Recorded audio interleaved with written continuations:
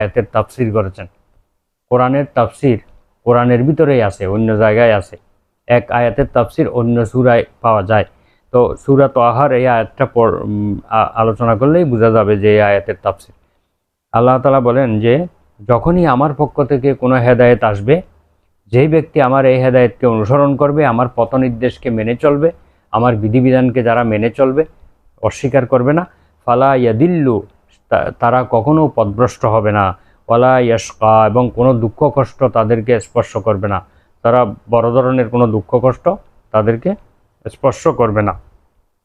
ওয়ামান আরাদা আন যিকরি, আর যে ব্যক্তি আমার আদেশ নিষেধ পালন থেকে যারা মুখ ফিরিয়ে নিবে, অস্বীকার করবে, ফা ইন্না লাহু মাঈশাতান দাঙ্কা, আর আমি তাদের পার্থিব জীবনকে অত্যন্ত সংকীর্ণ করে দেব, কঠোর করে দেব, তাদের জীবনটা অত্যন্ত কঠিন হয়ে যাবে, জীবনযাপন করাটাই দুনিয়াতে কঠিন হয়ে যাবে তাদের। যারা আমার বিধিবিধানকে লঙ্ঘন করবে, আমার নির্দেশকে অমান্য করবে, তাদের জীবনটাকে আমি কঠিন করে দেব। তাদের জীবনে নানা ধরনের বিপদ আপদ, বালা মুসিবত, রোগ ব্যাধি এবং নানান ধরনের ভয় এবং পেরেশানি তাদের জীবনকে গ্রাস করে ফেলবে। ওয়ানাহশুরুহু ইয়াউমাল কিয়ামাতি আ'মা, দুনিয়াতে তো এটা করবে, এবার আখিরাতে তাদেরকে অন্ধ বানিয়ে কিয়ামতের ময়দানে তাদেরকে হাসর করবেন, একত্রিত করবেন অন্ধ বানিয়ে। ক্বালা রব্বি লিমা হাসারতানি আ'মা, তখন সেই ব্যক্তি বলবে, আল্লাহ আপনি আমাকে কিভাবে অন্ধ করে উঠালেন? ওয়াকাদ কুনতু বাসীরা, আমি তো দুনিয়াতে চোখওয়ালা ছিলাম, চক্ষুষ্মান ছিলাম, আমাকে অন্ধ করে উঠিয়েছেন কেন?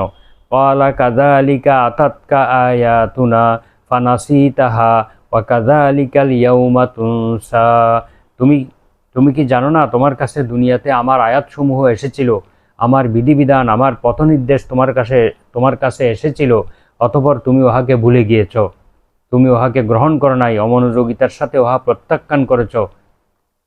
কাযালিকাল ইয়াউমা তুনসা, অনুরূপভাবে আজকেও আমি তোমাকে বিস্মৃত হয়ে যাব, তোমাকে ভুলে যাব, অর্থাৎ তোমার প্রতি আমি কোনো দৃষ্টি নিক্ষেপ করব না, তোমার প্রতি কোনো দয়া প্রদর্শন করব না।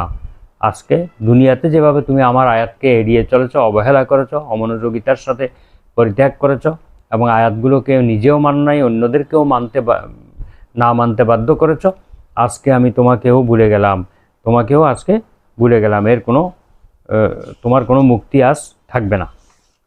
এভাবে তারা কিয়ামতের ময়দানে নিরাশ হয়ে যাবে এবং তারা চিরকাল জাহান্নামে অবস্থান করবে। আল্লাহ তাআলা আমাদের সকলকে এই অবস্থা থেকে